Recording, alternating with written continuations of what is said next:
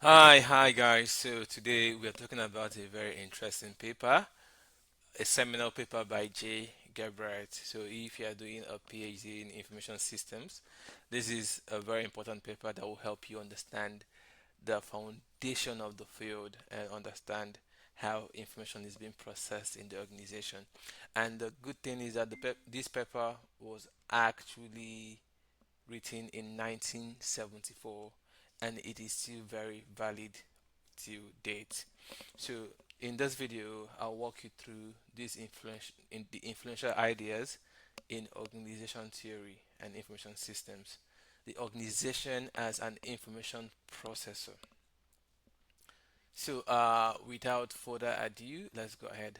This framework comes from J. Galbraith's 19 1974 paper, which argues that the core problem organizations face is uncertainty, and the core function of every organization is to process information well enough to deal with this uncertainty. The, I, this idea quietly sits underneath modern thinking about coordination, enterprise system, dashboards, cross-functional teams, and even AI tools in the organization. So, going to the second slide, Gabriel's.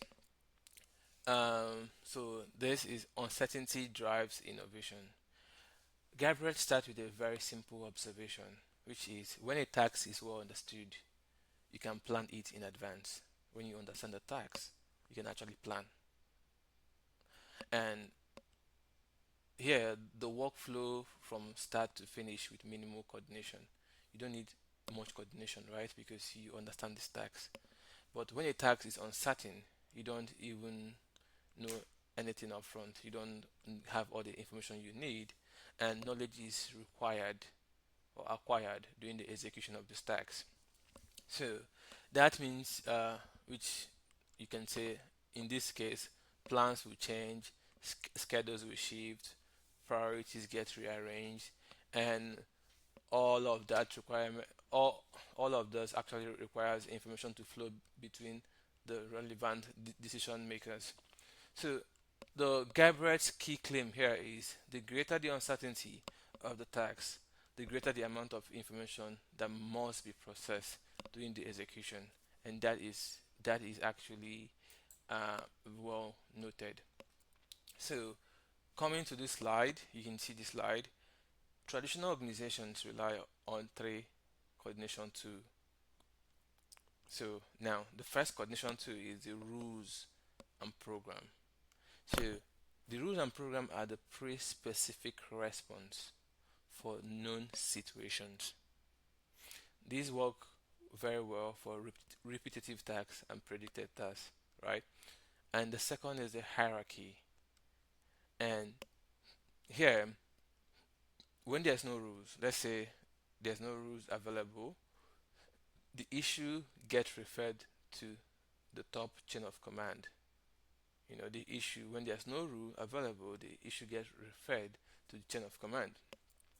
Number number number three is the goals and target, which is one of the coordination tools. So instead of specifying behaviors, you specify outcomes like budget and performance targets. The problem here is shown on the diagram here. As uncertainty increases, exceptions multiply, right? And these non-routine events flaws the hierarchy, right? So the events that has no rules and programs specified for it flaws the hierarchy, and eventually the hierarchy becomes overloaded, right? The hierarchy becomes overloaded not because people are incompetent, but because the organization is being asked to process more information that it was originally designed to. This becomes a huge problem. Then the slide 4 says the strategic choice. Now, at this point, Gabriel said organizations face a strategic choice. They must align their information processing capacity with their information processing need. So there are two fundamental ways to do this. He gave two parts, uh, part A and part B. So part A says reduce the need for information processing, while part B says increase the capacity to process information. So everything that follows in the framework fits under these two parts. Either you reduce the need of, of information processing or you increase the capacity of processing information.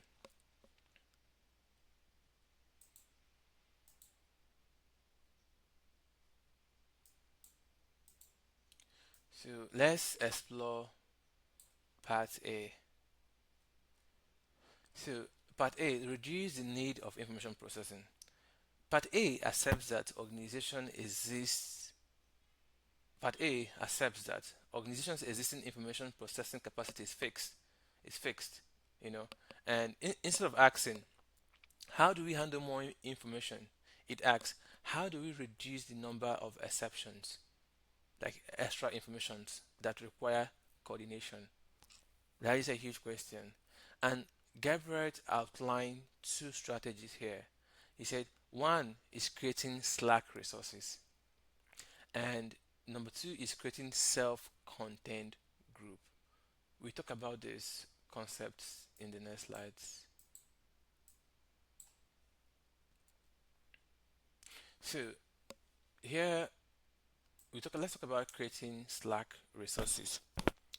Slack resources are like buffers, right? Instead of instead of tightly coordinating every dependency, the organization intentionally relaxes the constraints. Let's say, for example, extending project timelines to reduce the need of constant reschedule across department. You can choose to extend the project timeline. Setting easier to meet budget targets reduces the number of exceptions that must be escalated or resolved. You need to set easier to meet um, budget targets. You create more slack, and you can see that slack lowers coordination pressure, but it comes with a cost. Slack means more time, more inventory, more money tied up, and Galbraith is very clear. This is a trade-off between efficiency and stability. So if you are creating slack, more time, you're giving more time for things to be done. So there's always trade-off. So slide 7, creating self-contained tasks. This is a very good one. So the second way under the part A is um, to reduce information processing need is to redesign work so that coordination is contained within units. You need to redesign work so the coordination gets contained within unit. So instead of grouping people by functions like engineering, marketing, you can group them by output like products and projects. So these are self-contained units. So each unit gets everything it needs to deliver its output. So this actually dramatically reduces cross-unit coordination and information flow. So the cause is duplication actually. You lose the economies of scale and deep specialization, so which I think is the trade-off. And Galbraith's rule here is simple. The greater the uncertainty, the greater the need for self-contained unit. So you can see self-contained unit, group A, group B, group C, you know, before. So let's go to the next slide. So let's talk about the part B. The part B is increasing the capacity of processing information. So part B takes the opposite stance. Instead of reducing the demand, the organization accept uncertainty as an inherent risk. You know, they don't reduce the amount of information, but they accept it as an inherent risk. How do we get better at processing these huge overload of information. Galbraith identified two strategies here. One is investing in vertical information systems and creating lateral relationships. So, and if we go to 9, so strategy investing in vertical information systems. Vertical information systems increases the organization's ability to process information through hierarchy. This includes more frequent planning cycles, faster reporting, standardized metrics, and formalized decision language. So the key design variable here is frequency, right? The As uncertainty increases, like we know, plans must be revised more often, and that requires systems capable of transmitting and processing information quickly without overwhelming the managers. And importantly, this strategy increases capacity, not necessarily the quality. So the overload here is still a huge risk, actually. So if you are asking what is vertical information system, I think it's more or less maybe a program or information systems built specifically for one industry, designed to handle that industry's unique tasks from start to finish. So that is what I understand that for vertical information systems. So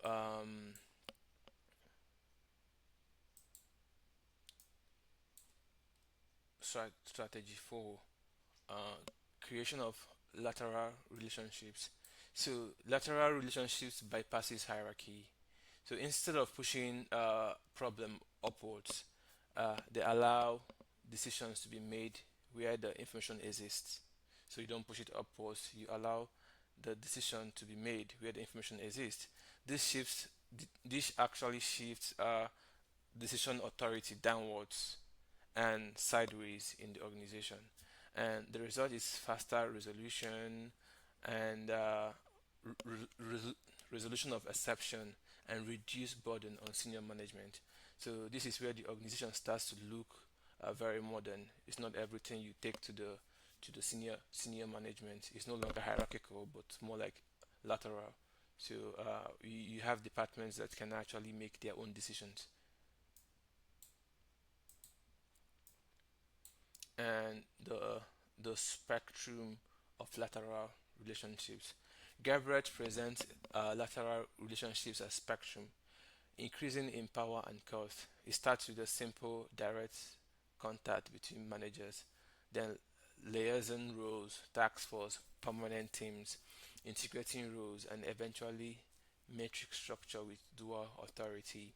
So as uncertainty rises, organizations move up the ladder, but each step increases complexity, formality, and managerial overhead. Again, everything is a trade-off.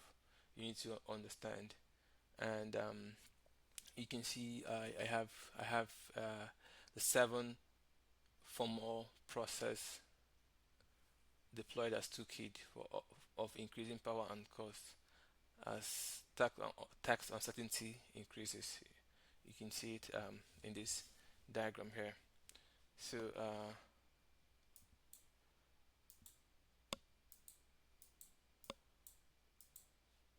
so going to slide 12. Slide 12. Empirical evidence actually supports Gebrecht's model. Industry with high uncertainty, like plastics, invest heavily in integrating rules and lateral mechanism. More stable industries like containers rely mostly on rules, hierarchy, and direct contact. So the pattern is consistent. Gebrecht uncertainty leads to great investment in information processing capacity. And if you we go to slide 13, and Galbraith emphasizes that organization design is not accidental. So when you see an organization, the design is not accidental. There's no single best structure. The goal is to match information processing capacity to uncertainty. When organizations fails to make this choice consciously, failure shows up indirectly.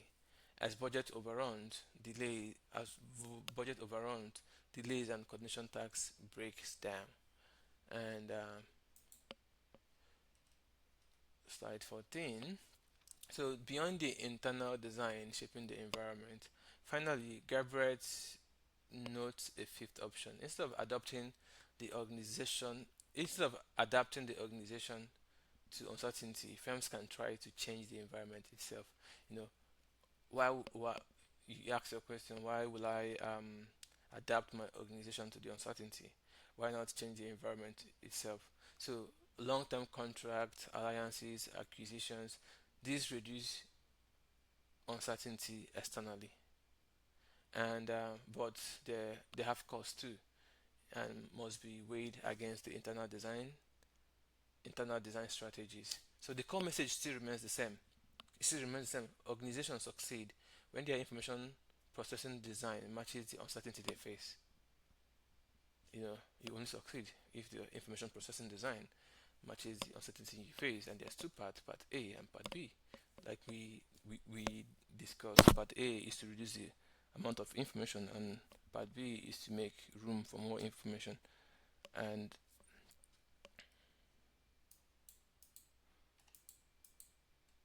so, final.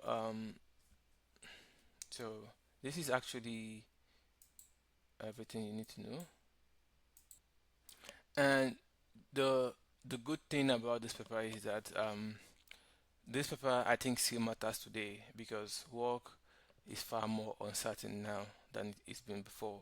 And compared to 1970s, the market changed faster, technology changes faster, customer needs shift faster, competition is global, AI keep reshaping job.